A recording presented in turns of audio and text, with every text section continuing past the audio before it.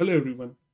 I think it's been a month, about a month since we started, and I can't wait to keep continuing this. I'm happy it's been consistent so far. And let's get started with highlights today.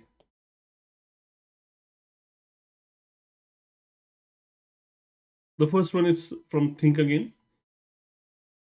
Focusing on results might be good for short term performance, but it can be an obstacle to long term learning. Okay, there's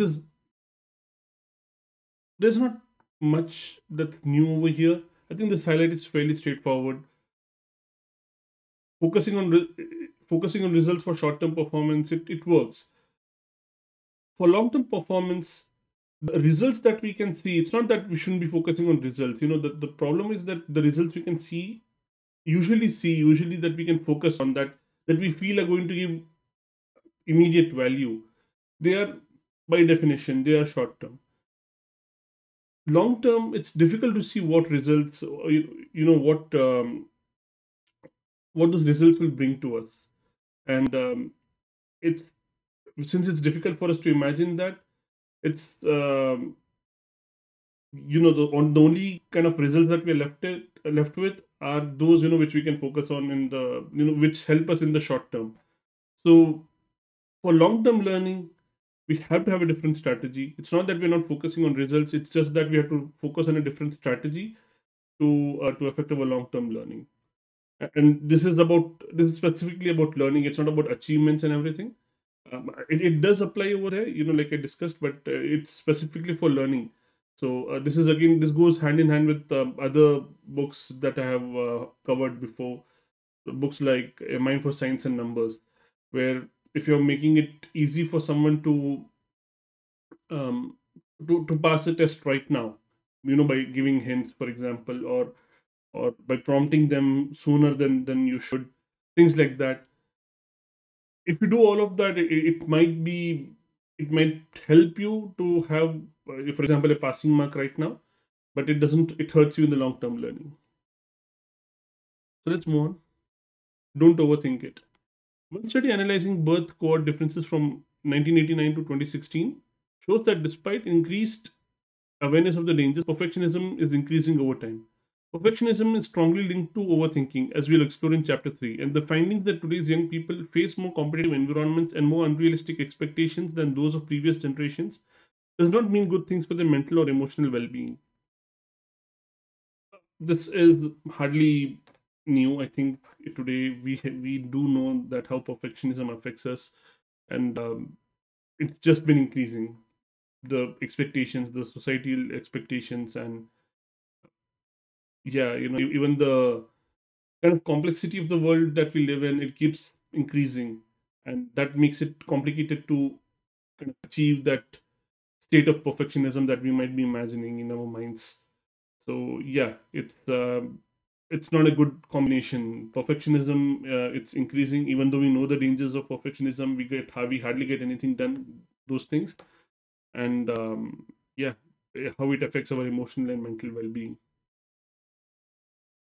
Well, let's move on. This is from Q's. It's great if you can create humor, but it's even better if you can honor other people's humor. Always be ready to laugh. Think of a laugh like a compliment. It's telling someone you appreciate them. Right. This refers to, very people use humor as a means for building relationships, or getting liked, as simple as that. People who are extremely funny all the time, it could be an attribute of getting people to like them, of seeking attention, for example, and everything. But again, the author is not talking about those cases over here. But yeah, it's a very common tactic, using humor to generate, what's the word for that, to make sure that people like you. And the author is making a point, it's even better if you honor other people's humor. So if somebody is making you laugh or trying to make you laugh, it's a good thing. Always be ready to laugh, like the author says, and that generates a warmer connection between you two. This is on chapter on the warmth cues. It's not on the there are other set of cues for competence. This is more about warmth. If you want to build warmth in your relationship, yes, always be ready to laugh. All right, let's move on. 4,000 weeks. Your sense of self worth gets completely bound up with how you're using time. It stops being merely the water in which you swim and turns into something you feel you need to dominate or control. If you're if you're to avoid feeling guilty, panicked, or overwhelmed. Yeah. So the author is trying to um, I think in the context there is this metaphor about how you're swimming, how this the for example the schedule you control, as in it's the point here is that you're not controlling anything. You can't control time. That's the point of the passage. So the author is drawing this metaphor about swimming in waters, and rather than swimming along with the current, or I'm not sure what's the metaphor here, but along with swimming, along with something in which along with I'm sorry, how do I put this?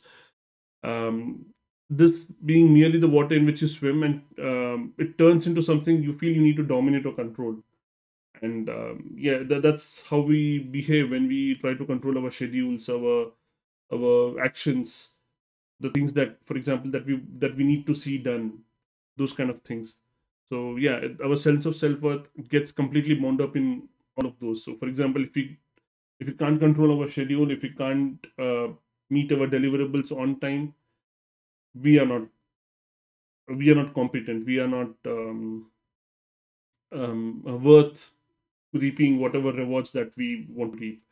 That's the equivalence that we build up in our minds, and of course that's not correct. That doesn't help us in the long run, or even in the short term. It results in, for example, feelings of being guilty, panicked, overwhelmed, which we see all too often nowadays. So let's move on. Again, 4,000 weeks. They're very good at instrumentalizing their time for the purpose of generating wealth for themselves. That's the definition of being successful in a capitalist world. But in focusing so hard on instrumentalizing their time, they end up treating their lives in the present moment as nothing but a vehicle in which to travel towards a future state of happiness. And so their days are sapped of meaning even as their bank balances increase.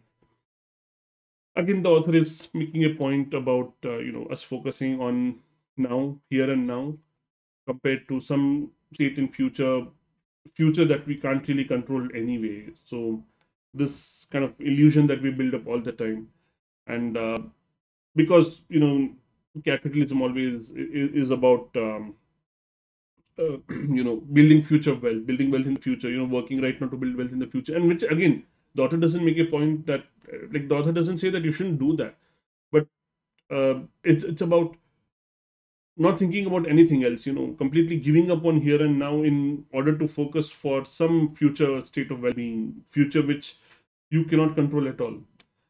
And yeah, what happens if you focus too hard on that future, uh, and by instrumentalizing your time, which is nothing but that okay, I'm going to use my time for these things which are completely focused towards future, nothing for here and now. If I'm doing that, then I'm just treating my life as a vehicle for future state of happiness, for some imaginary future state of happiness. Okay, let's move on. So good they can't ignore you. Don't follow your passion, rather let it follow you in your quest to become, in the words of my favorite Steve Martin quote, so good they can't ignore you.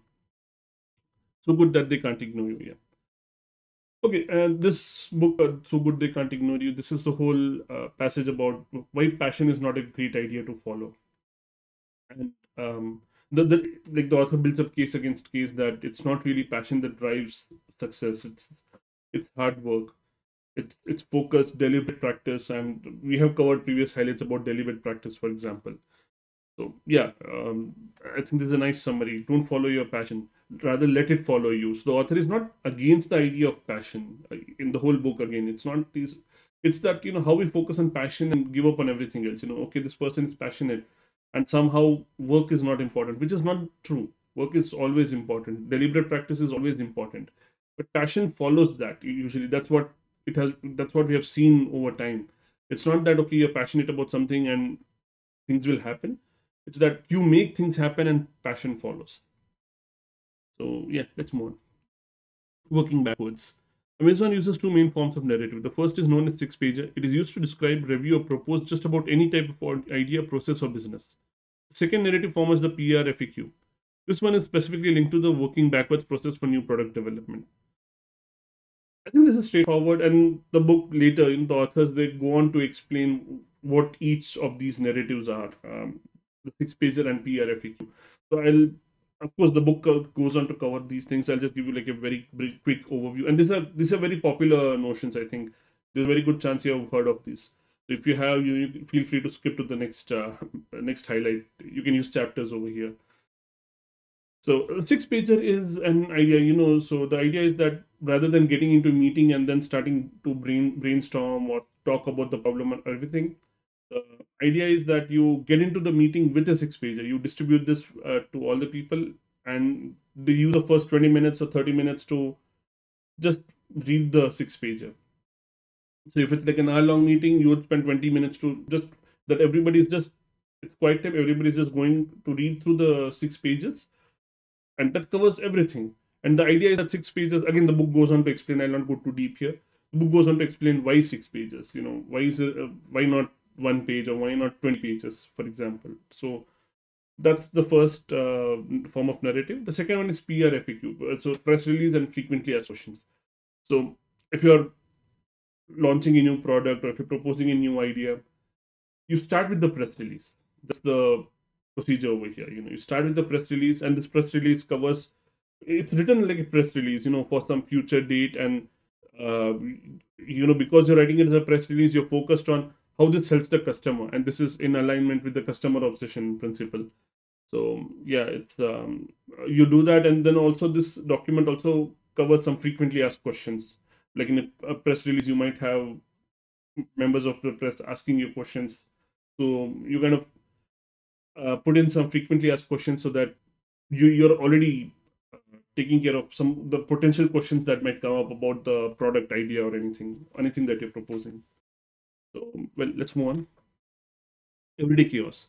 The meaning of sneaker is its similarity to and difference from shoe, boot, high heel, and so forth. Okay, this is a very interesting chapter in Everyday Chaos. They are exploring the concept of meanings of words. What does it mean to have a meaning for a word and everything.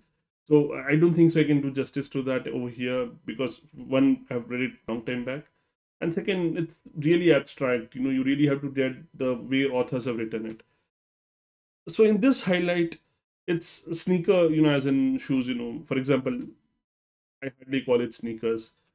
So the meaning of the word sneaker is, first of all, how similar it is to other words like shoe, boot, high heel, but also how different it is from these things. So sneakers are not boots, for example. They are shoes. So they are similar. They are one of a class. But again, it's sufficiently different from other kinds of shoes, from, like, for example, high heel boots and so on. So it's a philosophical discussion that the meaning of this word and all words is in terms of similarity to other words and differences to those same words. That is why you have a specific word to represent an idea, because it is similar to other things and also different from other things. So feels obvious to say that, but again, it's a philosophical note, and it's kind of like bringing the obvious to you in front of your face so that you think more about it. That's the point of philosophy, I guess, right? So let's move on. Extreme ownership. Leading up the chain takes much more savvy and skill than leading down the chain. Leading up, the leader cannot fall back on his or her positional authority. Instead, the subordinate leader must use influence, experience, knowledge, communication, and maintain the highest professionalism. Yeah, so it's this particular highlight is just showing the distinction between how you're managing up and managing down to as in managing down is not commonly used. Managing up is a common phrase, but managing down is not really that common, because yeah, it doesn't paint a nice picture. But yeah, it's just to show a contrast from managing up. So leading up, leading down, uh, they are essentially different set of skills. You may be a good manager to your subordinates, but then you may not be able to you may not be able to effectively manage up, or vice versa. So both are important for leaders, because you work in an organization, you have to live within the organization. There is always this um, thing about politics and everything. But again, let's not go over there. It's like this highlight just shows that okay, it's different skills, and what does a leader need? For example, when managing up things like influence, experience, knowledge, communication, and maintain the highest professionalism. Again, the book covers a lot more. So if you're interested, I do link to these books in the description below. Let's move on.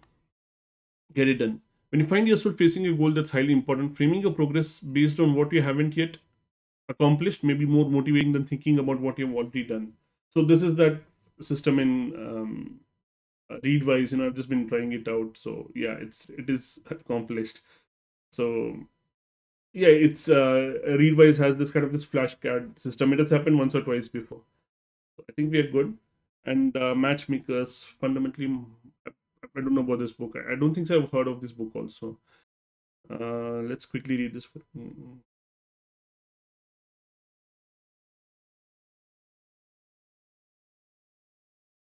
Okay, I think I'm not. I don't recall this at all, so I'm just going to skip it. And that brings us to the end of highlights today. And well, thanks for watching it with me so far, reading these highlights with me, and see you tomorrow, hopefully. Have a good day.